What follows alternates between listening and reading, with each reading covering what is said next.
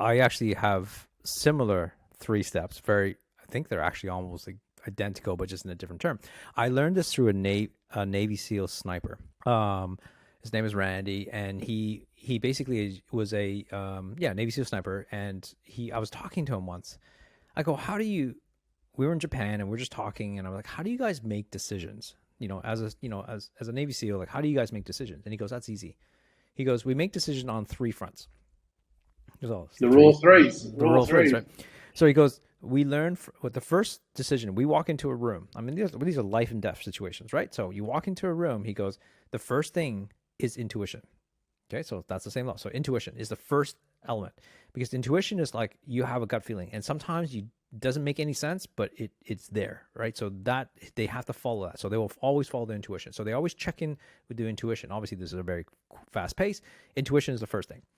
If there's no answer from the intuition, if the intuition doesn't have anything, it doesn't give you any feedback, then they go to the second level, which is instincts. This is where the training kicks in, right? So that's why when they go to training, they do over and over again, is because they want them to not be able to think and react in certain situations, right? So they're going to default to their instincts. We all have instincts, especially in sport, or we have certain instincts around life. Going down a dark alley, you have certain instincts. You being jiu-jitsu, you have certain instincts about when someone does this, to react accordingly. And so that's the second level of decision making. Now, if the intuition's not there, doesn't give you an answer, if the instinct doesn't give you an answer, then they go through the third level, which is then intelligence.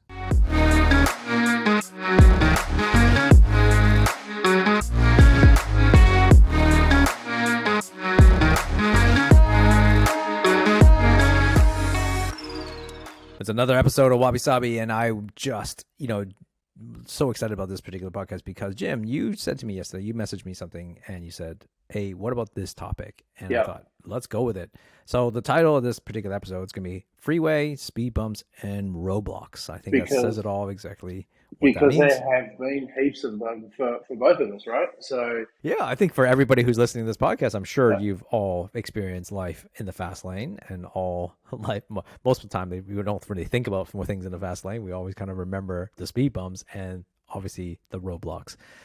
So Jim, tell me why, what was the inspiration for you that came up with this particular topic today? Okay, so I mentioned it to you and you succinctly put the theme and the topic on it. But fundamentally, really, the backstory to this was I have spent 18 months trying to organise my passport, my Greek passport. My father was a Greek descent, and as a result of that, in order to be able to be an EU citizen, it's a great gateway to be able to have flexibility and options to anybody who lives in Europe, right? So that was the pathway. Now, I started this when we were back in Australia 18 months ago. My brother and I went, hey, wouldn't it be a good idea? We were contemplating things, and I guess right in the middle of lockdown in Melbourne, we both went, man, what do we do? Can we get out of Melbourne, right? And so we both went, let's apply for our passport. He was looking at going to Portugal at one stage, but he hasn't. Right. And I went, okay, I'm just going to get mine anyway. And he got his in 6 weeks, but because there was a number issue or a number mistake in how my birth date was registered in Greece, because we lived there for a little while, it went, and I actually had to go through this whole convoluted process that took me 18 months. My brother Steve got it in 6 weeks. I got mine in 18 months. And there were plenty of obstacles. There were plenty of skids. There were so many along the way that it really revealed me to me in this process. And I had to, when I received my passport on Friday, it was an emotional moment. It was almost like, oh my gosh, I wept, and it was tears of release, that was holding on. But I reflected back and went, what happened to me? Where did that take me? Who did I become? Et cetera, et cetera. So I thought it'd be a great discussion point to open up with today. Yeah, absolutely. I think, and this is the thing, if anybody's ever experienced Southern Europe, there's plenty of speed bumps and roadblocks, and I'm not talking about the ones actually on the road. I'm actually just talking about the bureaucracy of how things and how fast things move here. And I think, and that's the challenge. Let's just start there. I think the realization I think is most important. I think as a discussion point is to recognize. I mean, it's easy to know when you're on a freeway, right? It's easy to know when everything's moving, super fast and everything's going smooth, and when you're in flow. I think that's the easy part. The distinction I think that most people will need to really be aware of is being distinction of difference between a speed bump and a roadblock. Yeah. And what I mean by that is because oftentimes I find that too many people hit a speed bump and they think that's a roadblock. And then they act accordingly. And they, let's face it, if we all hit a speed bump, what do? We got to slow down, right? We got to slow down the car so you're not absorbing the bumps. You're just going to have to adapt to it slowly, and you just got to know it's going to take a little while. But I find that a lot of people, because life has been really good, right? Most people life has been really good. It's been maybe not a freeway, but it's like, it's a normal road and it's been smooth sailing, and they lived a comfortable life. And they've never really experienced much bumps. So the first time they experience a bump, they almost they can really react. Just go, what the hell is this? What are these bumps on the road? So just think about that for a second. Because there's a lot of times when, I'm sure that has happened to you, Jim, when you've gone to Spain for years. Like there's certain things when I moved to Portugal that I would have never encountered in Canada or in Australia or any country that I lived in, because it's only unique to this culture or this country. And so to me, at the beginning, it's kind of like a speed bump that I've never seen before, or a speed bump I never even knew existed. Yeah. And that could easily, if, for someone seeing the speed bump, it's like, what is this on the road? They could go like, this is ridiculous. And they just kind of give up. Yeah. And they treat that as a roadblock, but it isn't really a roadblock. It just means that it slows down. It's something that, that you have to learn to deal with and adapt and get used to. I think that is the distinction, I think, that is so important to recognize between a speed bump and a roadblock. Yeah, totally. And a lot of the times it's very easy to default to a victim narrative in those moments where you're thinking, poor me, why me? Why does it have to happen to me? And that's the default easy part. The part, like you just said, is like if there's an obstacle, I think I've mentioned before, like in a previous iteration or version of myself, I'd just take a longer run up and try and run through that brick wall. And I've learned that doesn't always serve me. So, it just doesn't You're work. big, Jim, but that brick wall is pretty strong too. That brick wall is staying put. So either I've gone, okay, mate, who can I ask for help? Can I go around it? All that? So that's like discernment and wisdom that teaches you that. And that's equally applicable no matter what area of life you're talking about, right? It's the same old thing. But a speed bump, to me, there were so many times where we were planning to go one way, or you might be planning on one way, and it throws you off a little bit, and you either have to course correct or you have to reevaluate and go, okay, am I driving according to the right conditions? What do I need to change? Is the goal still the goal? And all those kind of questions come up. But a really important thing that happens for people at those times is they either personalize that setback as something that's a problem in themselves, or there's a problem in the vision or the mission or where they're going, as opposed to just going, hey, didn't see that coming. Okay, how do we adjust and how do we keep moving forward? But that's the hardest decision to make, though, isn't it? Like the discernment between the speed bump and the roadblocks is what we're discussing, but discernment, like the decision that you have to make, whether this is a true roadblock or it is a speed bump, that's the hardest part, right? It's easy to say it in an analogy point of view, but when it comes into situations, it can be very hard. Like I'll give you an example. Like, there's certain, I'm sure people have experienced where they hit a speed bump, but it's like one speed bump after another and another and another. Like but then all of a sudden, like I guarantee I've done this many times where my brain just goes, maybe that's the universe way of telling me I shouldn't go down this road. Right. Yeah. And we can kind of default to that kind of statement or that story. Yeah. And then eventually what that does is like, okay, well, maybe I'm just going down the road. I'm going to turn back around and go back the other way. But reality is like, how do you decide? How does someone decide? What is your thinking process? Where is this just a speed bump? Is this something that I have to get used to and adapt accordingly? Or is this like a roadblock? Or, and Seth Godin actually talks about this, is called the cul-de-sac. Like sometimes you just end up at the dead end and you should just stop. Right? Yeah, So yeah. what's your decision process, a decision tree to decide whether or not this is a speed bump or roadblock? Yeah, well, it's a great question because I've got like a three levels that I look at. I always look at it as data, information, number Mm-hmm. two, intuition, and number three, experience. So fundamentally, those are three metrics. And so what happens is if you only ever focus on, like by nature, I'm a very intuitive person. And this is, we've spoken about elements of this, or if you go, maybe I'm listening, the universe is telling me that, I buy into that. Because if I walk into a room and all my spidey senses are going off and says, danger, danger, I listen to that, right? I listen to that. But what happens, the danger and the problem with only over focusing on intuition is you're reinforcing your biases, you're reinforcing your blind spots. And so consequently, if you only ever make decisions based on intuition, you're reinforcing that. That could be good, but sometimes it could be leading you down the wrong path.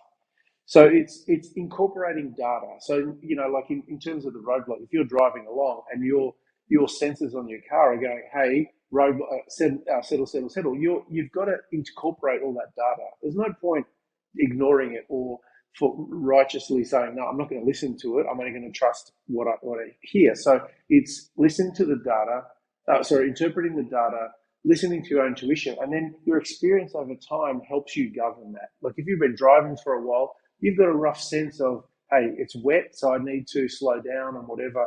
So it helps you with that. And nothing's ever foolproof. You never, just because you've got data doesn't mean you won't make mistakes.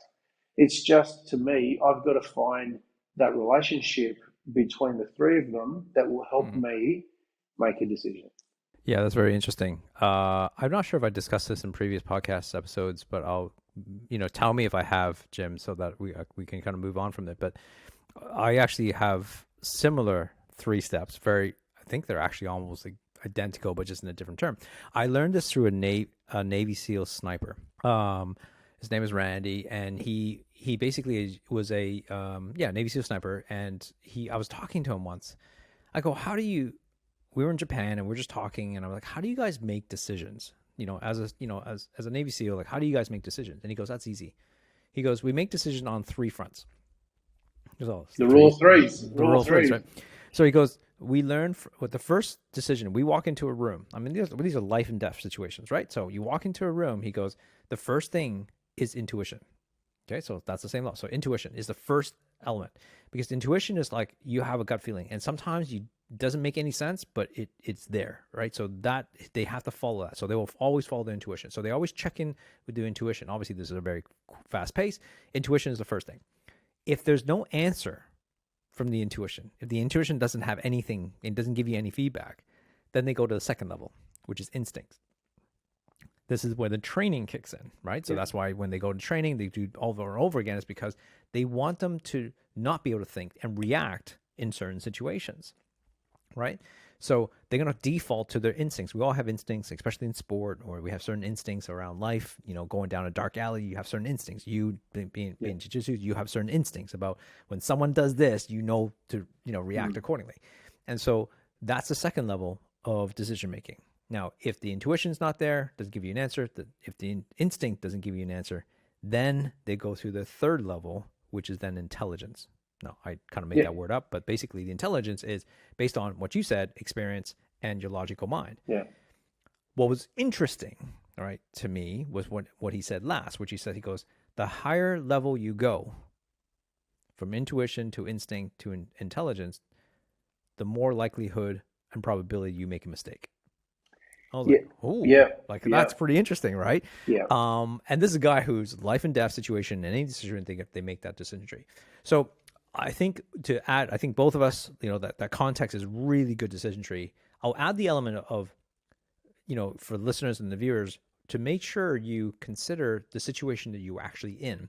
Meaning, like, I think that you have to evaluate the situation to try not to allow emotions to cloud your judgment in those situations, because as soon as your limbic brain kind of plays in there, you are creating you could easily create that cognitive bias, the intuition. You think it's intuition, but really it's your emotion of fear. So we got to be careful. And I think one thing I learned today, I was going to do a video on this, but it's such an interesting thing. The concept, which was, it's easy, and we know it, it's like response versus react, Yeah, right? And he said, when we react to something, oftentimes, like there's certain things that we do have to react. I was playing sport today, playing paddle. Like when a ball comes to your face, yeah, you got to react. yeah, Okay, a punch comes to you, you got to react, right? Those are important reactions. But when it comes to human communication, right? Oftentimes we react, and you regret it the moment you yeah, say it, yeah, right? And so instead of reacting every single time, it's like you need to take and tell your brains to respond. Because now when you respond to a situation, you do have to take that time yeah, to kind of consider all the factors that are involved, all your level of experience, all the level of instincts, and all the levels of intuition before you actually respond. And I think that having that distinction between reacting to responding allows you to remove, or at least minimize, the emotional bias that you might have in that situation, which then can help you make that decision better. yeah. And I love what you said about the interplay between instinct and intuition, because a lot of the times, what allows someone to have certainty to trust themselves is their level of preparation. So, a theme we have regularly in martial arts is you don't rise to the occasion, you default to your level of preparation. And so, consequently, a first responder, a sniper, a marine has drilled into themselves. This is just an automatic play. It's just like these are drills. I go to those, and I can default on those in the absence of emotion because my body's just gone through this so many times. So that's where the automatic parts come into it, and you trust that. Anytime you talk to a team, and this is probably a really good example of being on a freeway in a roadblock, is you could be part of a team and you're out of form. You've still been going to training, but form is just not happening. And what great coaches say is focus on the process. Don't worry about the outcome. Go back to basics. Incorporate that. And once that happens, you build momentum. And you and I both know, Laurence, that the hardest team to play against is the one that's building momentum. So once they've got momentum, they just score goals at will, and you can't stop them. It's almost like there's a wave, a tsunami coming through, and it's really, really difficult. So they're the kind of interplay. I really like that from a instinct, but a lot of the times you can't just keep pulling a rabbit out of the hat. You have to have been prepared, and this is the part. When I did some research with the military guys, I always said that what allowed them to trust their instincts in those life and death moments was their preparation, because that gave them the confidence to back their instincts or their judgments in the moment. And that's hard to do though, right? Yeah, Preparation to make decisions, preparation to make tough calls in life and business is very difficult, because unless you see, in sport it's easy, because in sport we intentionally go and train and practice and take lessons because you just want to get better. But most people don't spend the time to intentionally prepare to make decisions in business, to make decisions in their life, because they almost think that it just will come naturally. yeah, yeah, And I think that's a massive problem. You're absolutely right about preparation. Like, you definitely need preparation, but we don't spend any time really going into the dojo of yeah, life and yeah, business to practice what would happen if X happened. What yeah, would happen if one of your staff decides to quit on you today? What would happen if one of your staff decides to steal from you? What do you do in those situations? What happens when you get a lawsuit? All of these things, we don't ever prepare ourselves or our yeah, mind to even think about.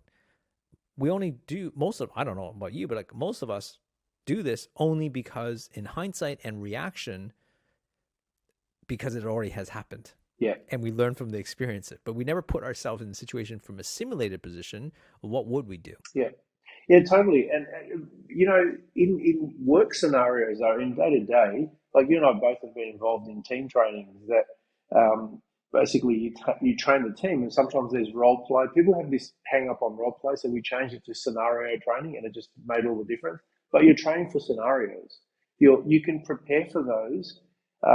For the we in jiu-jitsu, for example, we simulate aspects of a game. So we like basically saying, hey, I'm playing a sport and I'm going to just be kicking, practicing my kicking for the next hour so that you get the reps in so you have certainty in that action. So the moment that you have that opportunity, you're not thinking about it. You can dissociate from it, and it's pre-programmed in your body. So you're right. There's a lot of things in life you can't anticipate, but it's important to be, and we've talked about the adaptation and having an adaptability capacity to be able to respond in the moment as opposed to reacting way too late. Yeah, and I think a good exercise for everybody based on this conversation right now is that I think it's important to really spend a little bit of time. We don't have to spend a lot of time. I'm not trying to be pessimistic here, but to really think through what are some of the worst case scenarios that could happen in your business. If you've never done that before, I think it's important.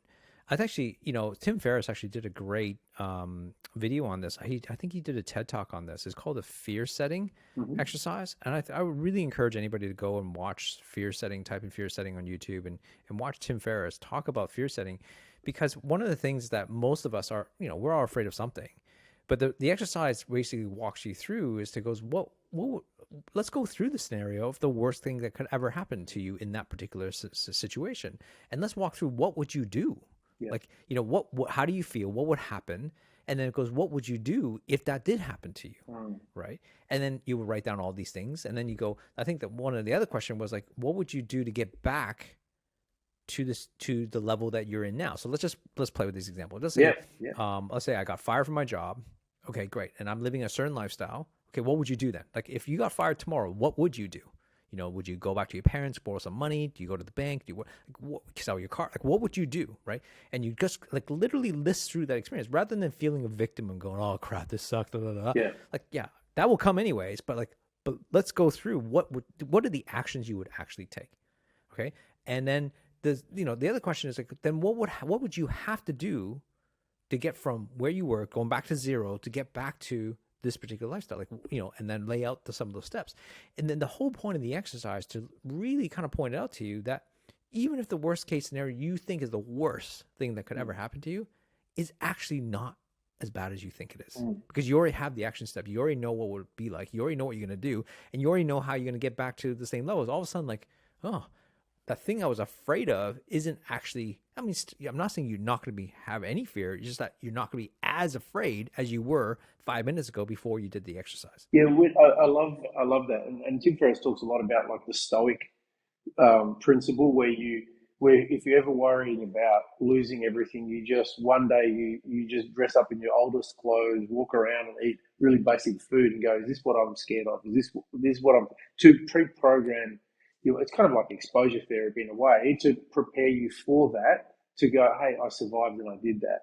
Yeah, just in answer to your question, Laurence, I think it's a really good point because the discipline that I've found works really well for a lot of people, and certainly for me as well, is if you get knocked, sideswiped, things you didn't anticipate, and whether it's a roadblock or what have you, the temptation is to want to take action immediately. And a lot of the times, let's say you get downsized, you lose your job, like you just said, the example, the instinct is, I'm just going to get going. But a lot of the time, you need to regroup first. You need to get back to, I guess, a point where, like you said, out of emotion. But if you're coming up with solutions out of that fear state, they're all going to be less than. So if you're making decisions out of fear, doubt, uncertainty, they're going to be totally different decisions as opposed to ones that are made out of feeling grounded, feeling confident, feeling centered. So to me, what I've learned, and a lot of times on the other side of it, if I was making decisions out of anger, frustration, righteousness, whatever it is, then they're not great either. And so consequently, I'd find that I'd have to go into damage control or repair something that I'd said and done because that wasn't appropriate. So in those scenarios, I think it's really relevant to say, okay, I've just been sideswiped here. I didn't anticipate it, whatever. Now, how do I regroup? How can I get myself back to a point where I feel grounded and centered? Think back to a time and place where I felt in control. Everything was great. You sit around and go, hey, I'm breathing. I can touch the ground. I've got my lid. And you basically get connected. And when you're in that place, that's when you start making decisions. That's the difference between reacting and responding, which is what you were talking about before. Yeah, absolutely. Having a clarity of your decision making, you need that clarity. I mean, and I'm going to show the first thing when you mentioned about this. The image I had was from sport from today, actually. So I'll use as an example because I play paddle today, and one of the paddle techniques or the strategies to hit the ball down the line. hit him in the middle. And the reason why you hit in the middle is because now you're hitting between two players. And the decision between the pair, like, for me, it's just say me and my partner have to decide who's going to take that ball. Yeah. Right. And there's many times when that ball comes in the middle, which is an easy shot. Right. But the problem is because if the shot is coming in fast, I have to react. But I also know my partner can get there and I can get there. Who's going to take it? And in that moment, one of us has to decide who's going to take it because, and this has happened several times today, because I know I can take it and I even called it, but I also see his racket just about to hit too. Yeah. I have a slight hesitation and I don't hit it square. And that's when the mistake happens. And I think that's exactly what you're talking about is when you are trying to make a decision with that from that fear mentality of what you're going to lose, right? Versus about sitting back and actually having full clarity and seeing the whole picture, you're going to hold back just a little bit. And when you make that decision, you're going to hit that ball. It's going to be slightly off center. And that's what happens to the ball. The ball will go off to the side and not go where you want it to be. Yeah. And that fear-based decision-making, you're always going to be avoiding rather than actually seeing a clear path and making that decision towards something that is actually beneficial to you.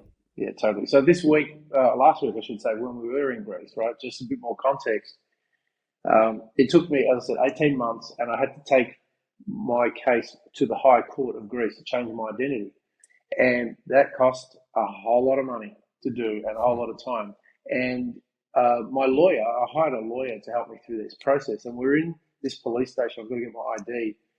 And she was like, grace under fire, and this is really important about responding because we had this roadblock and the police officer says, listen, all your details haven't been updated on the computer system. So I can't issue you this information. You're going to have to go and do this, and this.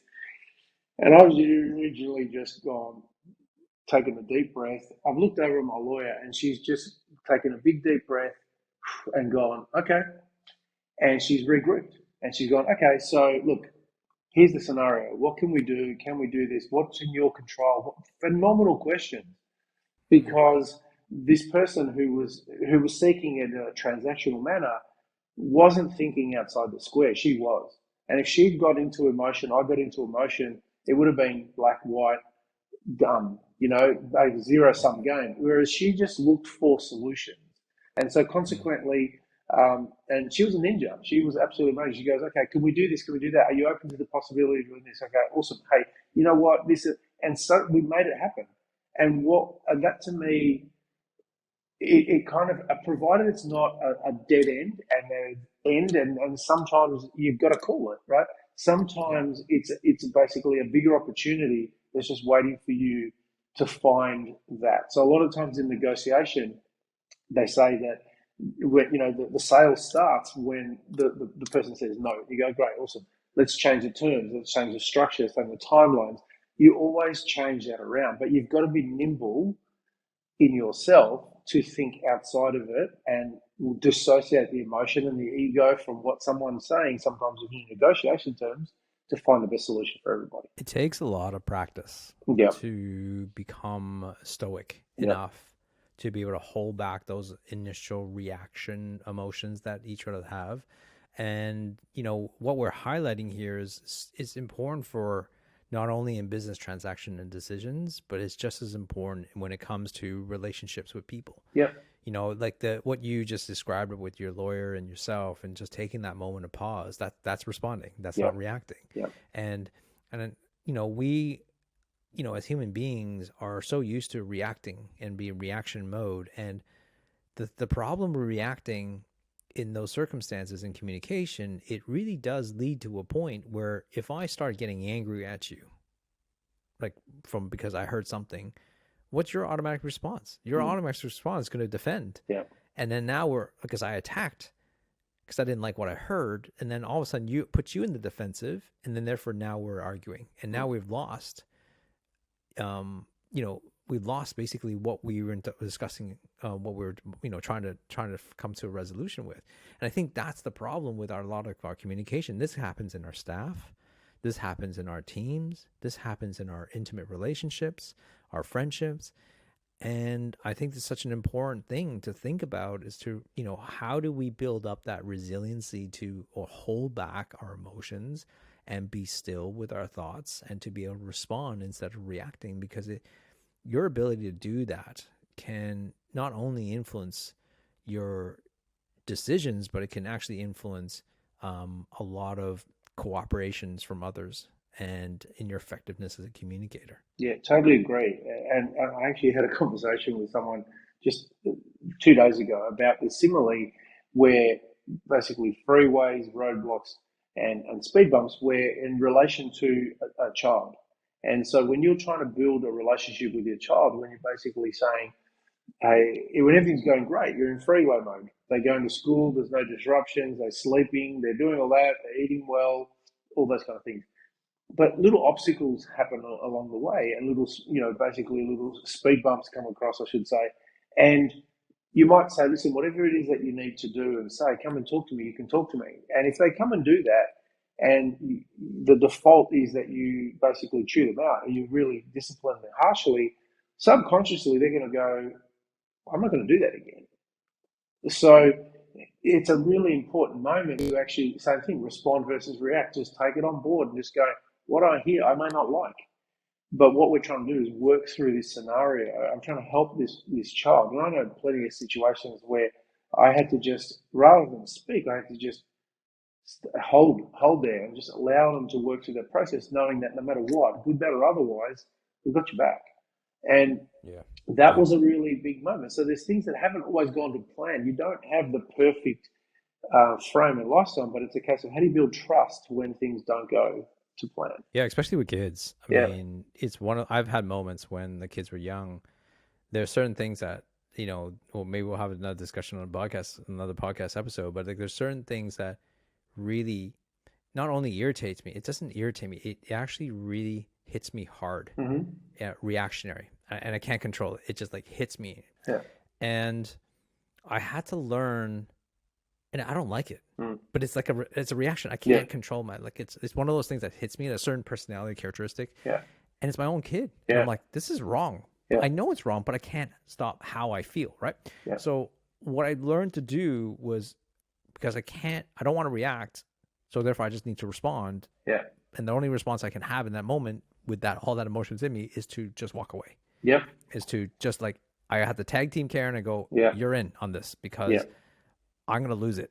Yeah. And it's not the kid's fault. Yeah. It's everything it's Yeah. all me. It's Yeah. all, I must have, obviously there's some old stuff going on there, Yeah. but and that sometimes it's the best thing for them. But you got to know what those things are. You got to catch yourself, because how many parents, I'm sure I've been guilty of this, where you just react. I'm like, 100%. what are you doing? Yeah. Right. And then that trains, is what you're talking about, trains the kids to expect that response next time, or they lose that trust. And man, those little moments, it only takes a moment sometimes to create a story in their head, especially when they're young. They're just going to craft a story, and that could not derail, but at least, shift the narrative in terms of how they see us and the relationship that you might have. It does. It does. And, like I think on a previous podcast, I've mentioned that I've got a really great relationship with our kids in terms of honesty and the like. But the backstory of that is you don't always like to hear what they've got to say. And so for me, when they were growing up as teenagers, they would come in and just go full, basically full metal jacket, and express what they needed to say. And the part of me that went, how can you talk to me that way? I'm your dad.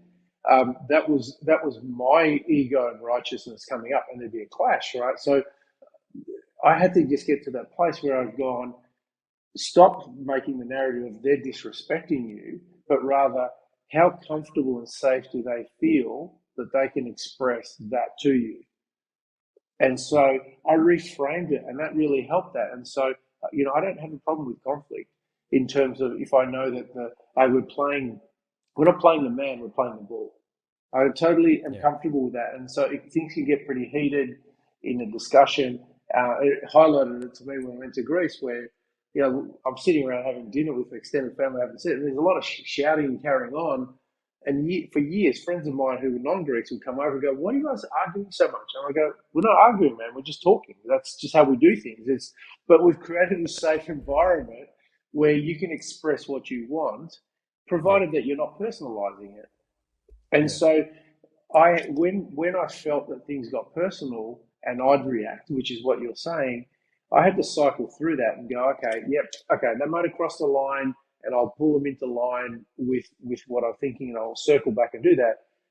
However, the gift in this whole scenario is that they feel safe and trusted to express what they want. They're not repressing it, and so you created this. And that takes that. We talked about this in the last week's podcast, I believe, when we talked about victim Yep. and Victor in that triangle. So if you haven't listened to that, go back to that, because I think this is what happens, right? We have to learn to not. We have to be the victor. We have to go through that process within ourselves to be able to have that strength, and we have to practice it and have the discipline to be able to not react. But that takes so much time and effort, because we got to think beyond that. And what I mean, the reason why I brought the victim is because the victim would always see that everything's happening to them. Yep. Right. And the reality is that if your emotions get angry, I mean, we all do that. Like something happens, or your kids do something, or your partner does something, or your friend does something, and you react to it emotionally. I'm not saying that it's not their fault at all, but it's not always their fault. Like there's a part that we have to take that time to not be a victim, that something's happening to us. We also have to take the victor position and to really evaluate going, well, what role did I play in creating this situation? This is not about fault. Yeah. Like, it's about really recognizing what role did I play to create the situation in the first place. Now, the person still may be at fault, or I might be at fault, but at least you've taken the time to kind of reflect upon that, because that's something you can control. Yeah. Right. How you behave and how you react and how you created that situation, that's something you can control and change, or at least for the future. I think that's an important role for us to kind of take. Yeah, totally. And when you're on the freeway of life and things are in cruise mode, you're not being challenged. You're in top gear. You've got it on automatic cruise control. You might even take your feet off the accelerator, and things are going great and swimmingly. And we get seduced into thinking that that's how it is, that's how it should be. And when it's not like that, something's wrong. The reality is, like, there are speed bumps that happen along the way. And so when the speed bumps happen, here's an opportunity that sometimes may take you on a different course or path that you didn't even realize, which may be even better. Because 2 years ago, Laurence, you and I probably didn't think that we'd be on the other side of the world. Perhaps maybe we might have gotten to a podcast, but we may not have even, and suddenly a confluence of factors led to a thinking and change, and it shifted, and here we are, right? And once the dust settles, I know for both of us, we'll go, this is awesome. This is one of the greatest gifts that we've ever given to ourselves, to our family, and a growth opportunity. But you don't stop and reflect when you're going in cruise control. You just keep doing the same thing. Well, let's think about going in cruise control. Just imagine we've all done it. We're sitting in cruise control on a really long stretch of highway and freeway. It's kind of boring, right? Yeah. And so I'm not saying life shouldn't be that way. Like, of course, you want majority of your life to be in flow. And I think in flow, you're perfect. Like everything's smooth working. But it's like, I was reflecting upon this today. I said, imagine any sport, any sport is frustrating because there's always moments of like, man, why am I making so many mistakes? Right. Yeah. So I was talking about paddle today. I'm like, all the points that were won by the other team was mostly, I would say 80% of me making a mistake. Like, has nothing to do with, sure, they had great shots and stuff, but mostly because I had to set that up or I made the mistake. And it's frustrating. I remember thinking, like, why can't I just not make mistakes? But then I go, well, if I didn't make any mistakes, I'll be winning all the time. Yeah. And if I won all the time, would it actually be fun if I just dominated every single person?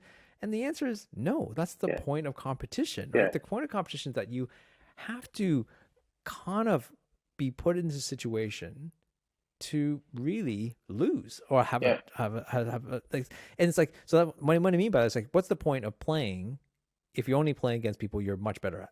Yeah. Like, you're winning all the time. Like, so how is that fun? Right?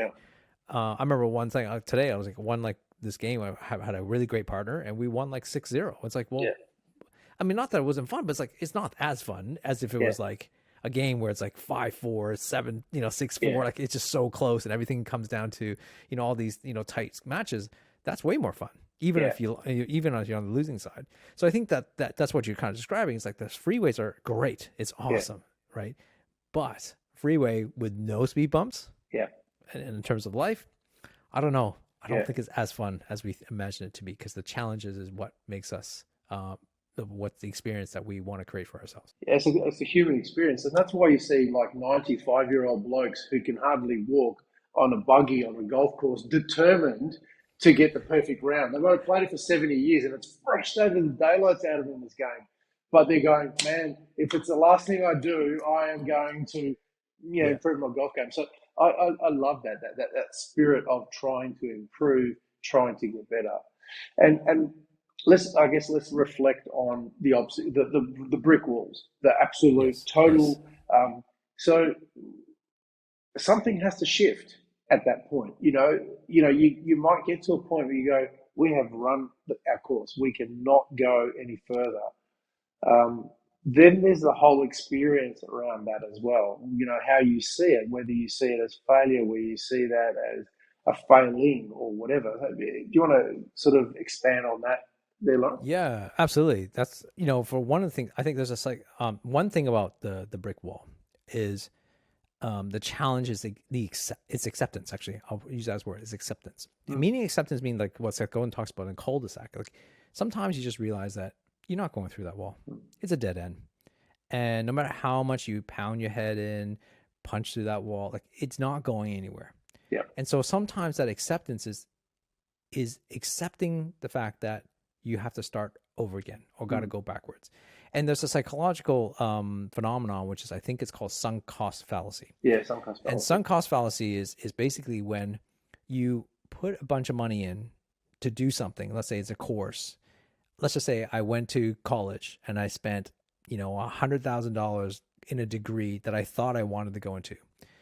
Let's say law. And I went there, and about so after I finish, a part of me just says, I don't know if I want to be a lawyer. Mm. But the sunk cost fallacy, because you put in 4 years of work, 4 years of money, 4 years of time you thought was lost, you would then go, well, I must have to continue on this journey and be a lawyer for the rest of my life. So there's two paths here. One, you spent the next 30, 40 years as a lawyer in a job you hate. Or you go, I'm going to go back and do something else. Yeah. I'm going to start a business or whatever. Those are two options. And I think that's the sunk cost fallacy that a lot of people get sunk cost. Like, I put in money now. Like, it's like, it could be as simple as buying a concert ticket, that you now you're sick and I can't go. But it's like, but I paid for it. But you've already paid for it anyway. So whether you go or not, it's irrelevant. You've already sunk that cost. Yeah. And so I think that's the same type of analogy of thinking of when you hit that brick wall, you have to accept sometimes you just have to accept that you're not going through it. Not this way anyways. You have to go back around and start again. But a lot of people struggle, me included, struggle to let go of the fact that, but I put in all this money. I put in all this time. I must do this. Well, actually, being a chiropractor is, like, for me, and I think for you too, Jim, I spent 8 years of my life in university to become a chiropractor. 8 years of, college tuitions, all that stuff to be a chiropractor, thinking that that's going to be the rest of my career. And I remember, deciding of like, no, I think I'm done practice. Mm. That decision wasn't like easy. It may took, that's spun in my head for years. Yeah. But it's like letting go. I'm like, yeah, but I got all this knowledge. I met all these great people. I've I have this degree that no one can take away from me. I still, all this stuff is like, you forget about those things, but you're like, no, but I have to be a chiropractor. No, I don't have to be. I'm still who I am. I just now have an experience as a chiropractor, and now I can go do something else. Yeah. I think that when you hit that break wall, sometimes it's like, no, that's enough. And you got to be able to find the right way, find another way. Yeah, I think there's a distinction between a repeated lesson that you keep repeating that you haven't actually learnt from, as opposed to a brick wall. Because there have been plenty of times where I've gone, why does this keep happening? And that brick wall was really an opportunity for me to do some learning and go, you know what, it doesn't have to be that way. And as a result of that, I regrouped and changed in a different way. But sometimes you're right. Sometimes you know that it's, something's run its course, and it's only really your own ego or the commentary from other people that forces you to do that. I was talking to someone as well, like while I was overseas, and I said, "Look, my impression of you is that you've just got a can do, it has to happen approach." And I go, "Look, that may be the persona that I give, but I've learned over time that I have to be like if you're fighting against gravity and you're going, no, I'm going to, then the universal laws are going to win." And there's no point fighting sometimes against something that you know is not going to work out. That's just really your own narrative and I think ego that won't allow that. So there's a lot of courage that gets to the point and go, listen, I tried my best. I really tried my best. I can look myself in the mirror, but I'm done. It's as far as we can go. And what have I learned from here? And how can I move it? There's a totally different story because you don't feel like you're failing, man. You don't feel like you've pulled up short because that's as far as you could go. And I'm at peace with that. The older I get, is if I know that I'm not playing both sides of an effort and I'm actually all in, and that doesn't work out, I can live with that. Yeah, and I think that's that goes with a lot of things. It could be, people who says, I can't leave this town or I can't leave this city because I grew up here. Yeah, Like that limitation sometimes stops you from, but they still have these dreams. There's nothing wrong with that. But they have these dreams like, but I want to travel the world. I want to go live on the other side. But they can't let go of the fact that they're supposed to be there. Like, no, you don't have to be anywhere. yeah, I think it's about letting go, just accepting like certain things there are some endpoints on things. There's yeah, endpoints on relationships. yeah, Sometimes the relationship is just done. yeah, Dragging on the relationship that has no love and no connection isn't necessarily healthy for either of you, yeah, right? Having a business that no longer serves you doesn't fire you up. Sometimes you got to call it quits, yeah, and but most of us hang on for too long. A yeah, staff member that you should have let go like 2 years ago, yeah, that you just haven't yeah, because you're just afraid of conflict. yeah, Like all these things, they just sometimes we just fail to do because we're afraid and there's fear and that there's an end to it. And of course, it's hard to break up with someone. Of course, it's hard to let a staff member go. Of course, it's hard to shut down your business you may have started 20 years ago. mm, The reality is though, we got to start thinking what's on the other side. Like how much more, like digging a hole and hitting your head against that brick wall over and over again. Is that the life you want to have, or do you want to create a life that's actually more has more experience, has yeah, more life and more like passion and purpose, right? And I think that's such an important thing. I do want to go back to what you said about repeated brick walls. yeah, Um, one thing I learned around the brick walls, I mean, trust me, I'm relearning a few couple lessons over and over again. yeah, No matter how, like every year or every couple of years, it keeps on yeah, popping up yeah, and then never escaping. Now, the story that I'm telling myself, at least, okay, so I don't know if I'm wrong. Maybe, Jim, you can tell me I'm wrong on this, but the story I tell myself now, after years of constantly bumping into the same freaking wall, like I'm here again. Like, mm, damn it, like I'm back in this brick wall. I'm familiar with it. I realized that sometimes, okay, and like it's sometimes, not all the time, but sometimes I'm like, after about like the 10th time I leave that wall, I'm like, I'll see you again, my friend. Like I know I'm coming back. yeah, And the thing is, I realize this is that it's okay that there's certain things that maybe the story I'm telling myself is that there's certain things that I'm meant to learn and relearn over and over again.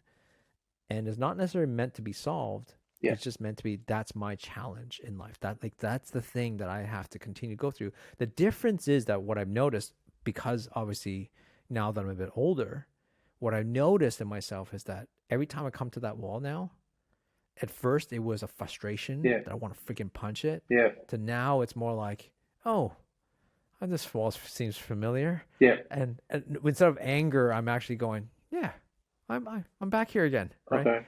I'm like, yeah, okay, I Uh, accept it, yeah, and I come back, and each time is that I recognize that the duration yeah, of coming back is longer, yeah, the frequency yeah, is much less, and the intensity of it is much less. Yeah. And so therefore, like now it just becomes a, like, I know I'm going to be back here at some point. I Yeah. don't know when, but I'm actually having a better relationship with it. Yeah, it's interesting you say that because a lot of work on life cycles, there's, when you map someone's life out, you might find there's repeating patterns in people's life. And for most people, anywhere from 2 to 7 years, the same sort of pattern tends to show up, right? So there's a couple of ways of looking at it. It's like, hello, darkness, my old friend. Hello, buddy. Welcome back, whatever. But I'm relating to you a lot better. And that's in keeping with a lot of the purposes of life. And there could be a life lesson or a life thread that follows, or a life theme. And you'll see when you map out someone's life, there's a recurring theme that shows up. So that's one explanation for it. The other one that I was thinking about when you're saying that, and I've certainly had to explore that myself, is when I look at it and go, what's secondary benefit I get out of this? And this is when it's like the dark side of, okay, what am I? I'm hating this, it's annoying me, but what am I getting out of this? What is it stopping me from doing? And so you might say to yourself, I dislike losing my voice when I've got to go and talk, but what it stops me doing is actually really putting myself out there. And I can always hide behind losing my voice, as an example. So a lot of the times that's the breakthrough that I've found, is that whenever that's shown up for me, I've just gone, okay, what's the message behind this, or what the secondary benefit? And then when I neutralize that, I found, just like what you did, either it didn't happen as often, or when it happened, I was better able to adapt to that much more effectively and rather than knocking me around as much. Yeah, I think you just become stronger. Yeah, And I think that the important, I think, distinction here is that to make sure when you do come back, like, if you're repeating the same cycle over and over again, but it's actually, I don't know how to say it, but it's almost like if it's taking a toll on you, like yeah, it's abusive to you, then yeah, you gotta sort that out. What we're talking about, that repeated brick wall, is like, there's no harm in it. It just means that, like, you're it's toughening you yeah, in a way, right? It's there to toughen you, not in a negative way, but it's actually making you stronger. It's like it's helping you building that resilience. And sometimes that resilience is so that you can teach others, to help, maybe your kids, or, and it is that type of thing. That's those, it basically almost becomes, instead of the brick wall, it kind of gets shattered and actually just becomes a speed bump, yeah, totally, totally. And one of my life lessons is patience. By nature, I can be quite impatient. I want to get things moving. I like momentum. I like movement. You want to shut me down, just stop me moving my hands. That just stops all the energy in my body. So stagnation kicks in. And so I've had to really revisit patience and patience. And whenever I watched Karate Kid and I was watching Mr. Miyagi just basically trimming his bonsai tree, I went, that just feels like what I need, but I'm repelling against that, and yet but that's the one. If ever I'm impatient, that's when that shows up for me, right? So I've had to do a lot of work around patience and breathing through things and deliberately doing things that don't have a timeline so that Yep. it doesn't perpetuate that That's why life we lesson. moved to Southern Europe, right? That's it, man. I've learned tolerance. I've learned we're, tolerance. we're, we're, we're learning how to Yeah. be tolerant. Yeah, yeah. Because, with 18 months, and I thought to myself, that's a long time. When I said that to people, I go, hey, it took me 18 months. I go, 18 months? That's pretty quick, man. I went, what? They go, It's all from perspective. it's It's all all perspective. perspective. For everything from where we are, it's like took way too long. But yeah, from their perspective, they go, no, I've heard 3, 5 years. I went, you are kidding me. Well, Karen just went to a hairdresser yesterday. I think she's from the UK, and she was talking about, her residency and stuff. And it's been 3 years, and she can't leave the country because she Wow. doesn't have a visa. And Yeah, it's like, and it's all perspective. It's yeah, all perspective. yeah. So, listen, that's been a great conversation, Jim. And, like, we've all have experience of freeways, speed bumps, and roadblocks. And I hope that the audience have got so much value from today, and hopefully you got some great advice, and that you can try on some of these exercises we kind of been talking about to kind of help you through those speed bumps and the roadblocks. And also, the thinking of what freeways actually really mean. So, Jim, do you have any parting words? No, no, just glad and grateful that I have understood the distinction between those 3 points, and it was great. You articulated the thing perfectly when just yesterday when we talked about that, and it allowed us to just put a frame around the discussion. So no, I'm complete. I've really enjoyed our conversation for that, mate. I'll add one little thing just because you said it. I think it's important, which is gratitude. You know, you just mentioned it. And I think having gratitude goes a long way in helping you go through the speed bumps and going through, you know, or not going through, but understanding and accepting roadblocks. Gratitude is one of those key elements. And I think if you can create, you know, a simple exercise is writing out 3 things you're grateful for every day. This takes a moment of pause to put things back into perspective of what those speed bumps and roadblocks are actually meant in your life. So I hope that you guys have been enjoying this. This is the Wabi Sabi, the art of imperfection. So I hope that you guys enjoy this, pass this along with others, and continue watching us and listening to us on all the channels everywhere. I look forward to seeing you guys at the next episode.